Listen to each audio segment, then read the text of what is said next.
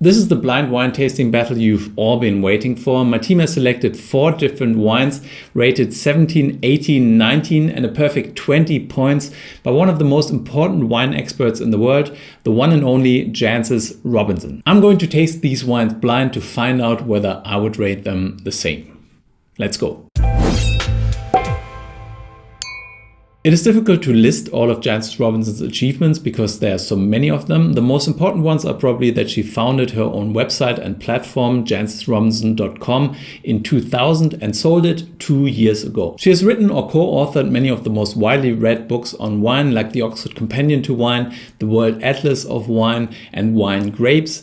I read her books quite frequently and I find them very insightful, especially the Oxford Companion, which is also available through her website. In 1984, she was the first non-wine trade person to become a Master of Wine, and she has received many awards for her work, including the OBE by Queen Elizabeth. She describes herself as a wine writer, not a wine critic, and she seems to have a love-hate relationship with wine scores. On her website, she writes that although we are not very comfortable with scoring wines because it is so difficult to encapsulate a wine's qualities in a single score, we do realize how useful scores are for those reading and buying and selling in a hurry.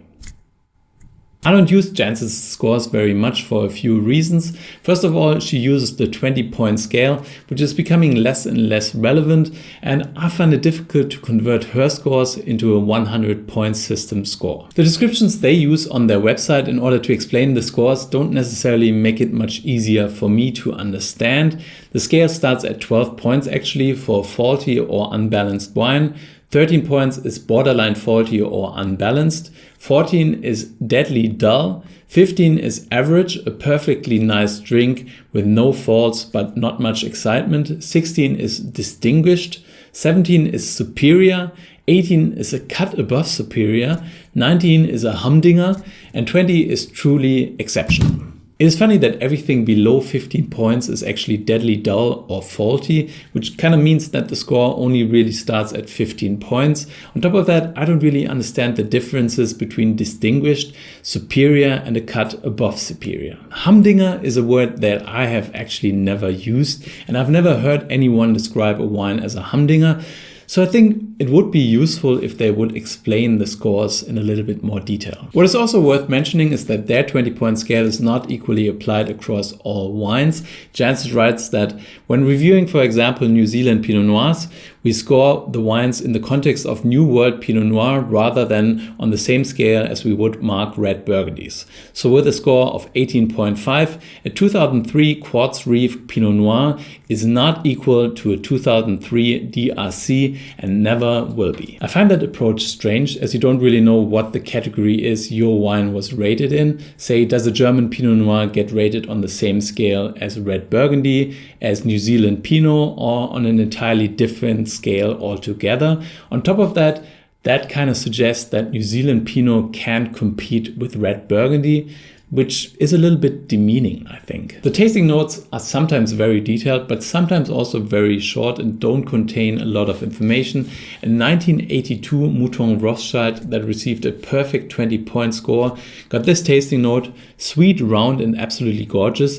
At this point, with a perfect level of spiciness, just lovely now. I also run the numbers on Team Jancis' ratings, and she has rated fewer wines than robertparker.com or Vinnis.com, but a few more than jamessuckling.com. What I found surprising is that her scores are much more concentrated around a very narrow part of the scale. 75% of all wines are rated between 15.5 and 17 points, although it's a bit difficult to compare her scores against the 100-point system scores, as they are two different systems. That's interesting to me though, as the most important points of criticism when it comes to the 100-point system are that you can only use half of the scale and that the scores are concentrated around the 90-point mark. But on both points, the 20-point system actually seems to be worse. When it comes to giving out the perfect 20-point score, Jancis seems to be as reluctant as the people over at Vinnis. 194 wines have received 20 points. One of them I've tasted in the Somme cult wine video, the Keller Pettental, and another one is sitting here right in front of me. So let's taste the wines. I don't know what they are, but I'm going to try to find out which one is which. As they were scored in the 20-point system, I'm also going to try to score them in the 20-point system, but I will also give my 100-point system score on top of that. Got it? Let's go. So let's start off with wine number 1. A white. So the wine is pretty pale in color. It, well, shows quite a lot of apple and spice herbaceous notes. So it's quite complex, beautiful, not super aromatic, but it feels like it's, well, a variety with quite a bit of aroma. On the palate, it's textured, it's grippy, it's fresh. There's lots of acidity there as well. So there's a beautiful balance. To me, this seems to be a really good Riesling, and a very, very good Riesling. I think this tastes very German to me. I would say this might be from Rheinhessen, Rheingau, Nahe, that part of Germany, and it's just delicious. So this is clearly a cut above superior. I think it's probably even better than that. Maybe it's a humdinger. Or truly exceptional. I actually think this is truly exceptional. I wouldn't rate it 100 points though. So in the 100 point system, I would rate this 97 points. So if I convert that using the conversion table, it would mean that it's probably a 19-point wine. So this is a humdinger, and that's the first time I've ever used that word to describe a wine. So let's move on to wine number 2 before I break any glasses. I've already broken a cup today, so, well, maybe I also break a glass. Let's see. Whoa, that's pretty golden. So this is pretty golden in color, which might suggest it's a sweet wine or an aged wine. I actually smelled that wine quite a bit while the lineup was standing in front of me while I was talking in the beginning. It just, yeah, it's not super aromatic, but there's an intensity there, quite a lot of profoundness, which already suggests that this might be a delicious wine. This is quite extraordinary. It's kind of rich and concentrated and deep. It smells like the wine has spent quite a lot of time on lees, because it has this creamy bread-y character to it. And the golden color is also consistent with that. I think it smells of pears, ripe apple, a little bit of hay, and it's fascinating. On the palate, it has this great texture and richness. The alcohol is present, so I think there's quite a bit of alcohol there, like 13.5, maybe 14%. But there's also grip and freshness.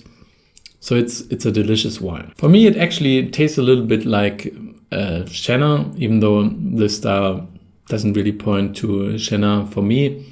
It could also be Chardonnay, but I actually think this could be a Gruner Veltliner, a high-end Gruner Veltliner. To be honest, the shape of the bottle also points in that direction. So I'm going to say this is probably a Gruner Veltliner from the Wachau region in Austria.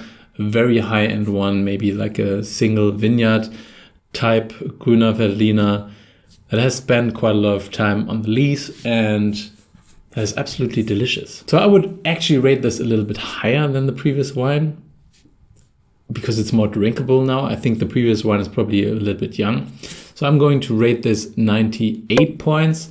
And, well, that might mean that this is truly exceptional. I definitely think this is truly exceptional. Is it perfect? That's open for debate, but it's delicious. So that kind of suggests that it's going to go downhill from here. But, well, let's keep an open mind. And we're moving on to red, apparently. So this is quite a delicious little red wine.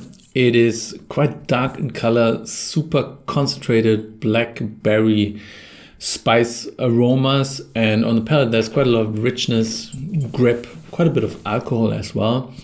So for me this tastes a little bit like a Côte du Rhône, one with maybe less Grenache and more Syrah content. And it's delicious. It's juicy, rich, really good. So I would actually rate this 90 points. I think it's a delicious wine, even though I don't think it's like anything expensive, but it's really fun. And I think with a piece of meat, this would be a delicious partner. So 90 points, what's that on the 20-point scale? Is it distinguished? Well, it can't be distinguished. It has to be superior or a cut above superior. So I'm going to go for superior here. Superior, 17 points. And now wine 4, which is another red. So this is also quite dark in color, but it has this pepperiness, this meaty pepperiness, which, well, for me actually points to Syrah. There's a little bit of oak as well, I think, quite a lot of blueberry character. This could also be like Cabernet or something else, but the pepperiness, the rotundant, the flavor compound that actually gives Syrah this peppery flavor is very present. On the palate, it's grippy, juicy, quite fresh, pointing away from like really hot areas like, well, Barossa or McLaren, for example, in Australia, because of this fresh and vibrant acidity. So this could be from lots of different places. It could be from South Africa, it could be from Chile, it could be from New Zealand, it could also be from the old world. I don't think this feels very much like Northern Rhone Syrah. So it's really clean and precise. So, well, maybe South African Syrahs are a little bit more funky and wild. So I would actually say this is from Chile, a really well-made Syrah, but who knows? It could also be New Zealand, for sure. But the more important question is, what is it? Is it superior, a cut above superior, a humdinger? Well, in the context of the 4 wines I've tasted, I would actually say it's better than the previous red, but it's not as good as the 2 whites. So I'm going to rate this 18 points, a cut above superior. I would give this 92 points in the 100-point system. So now on to the big reveal. I've set up the wines in order of preference from my favorite to the least good wine, and let's open them up. So I thought wine number 2 was the exceptional, truly exceptional wine, even though both of them were actually really delicious. For me, this was a little bit more exciting, maybe because of the additional aging. I thought this was a Gruner Veltliner from Wachau, so let's find out. So it was a Gruner Veltliner from the Wachau region in Austria, and it's the 2010 Stockkultur Smaragd from Prager, a delicious wine. But it only received 19 points from Jancis Robinson. So this is actually the humdinger and not the truly exceptional wine. Let me peel that back a little bit. It's 13.5% of alcohol. I'd imagine it's more towards the 14, but great wine. So that means I was wrong here. This isn't the humdinger. This was the humdinger. This is the truly exceptional wine. Well, let's find out. Maybe it's not even that. Maybe it's just a cut above superior. Let's see. But I'm pretty sure that this was very highly rated. I see the GG here, which means große Gewächs, which puts me into Germany, and it's Donnhoff, one of the top producers in the Nahe region. It received 20 points from JancisRobinson.com, and it's the Felsenberg GG. A Riesling, nevertheless, delicious wine. So these 2 wines are just outstanding. If you ever want really great examples of their grape variety and region of origin, then those 2 wines are, well, 2 wines to go for. But now let's move on to the next wine, number 4. I thought this was the cut above superior, and I thought it was a Syrah from Chile. So let's have a look. There's a screw cap here, so this kind of points to the New World. Doesn't necessarily mean it's New World, but it is a cut above superior. This is the 18-point wine here. Check it out. and it's blank canvas Gimblett Gravels Element Syrah. I was close. This is from New Zealand, from the Gimblett Gravels region, which is one of the top terroirs for Syrah and some other red varietals in New Zealand. But, well, it's not Chile, so yeah. But I got the score right this time. This would mean that this is the superior wine number 3. I said it's a Côte du Rhône with more Syrah than Grenache, but well, let's see. It is the superior wine. No, the superior wine at 17 points, and it's fine Mavroudi. What? Anatolikos Vineyards. Well, it's Mavroudi from Greece. So yeah, I wouldn't have guessed that. But it's a really cool wine. You should check that out.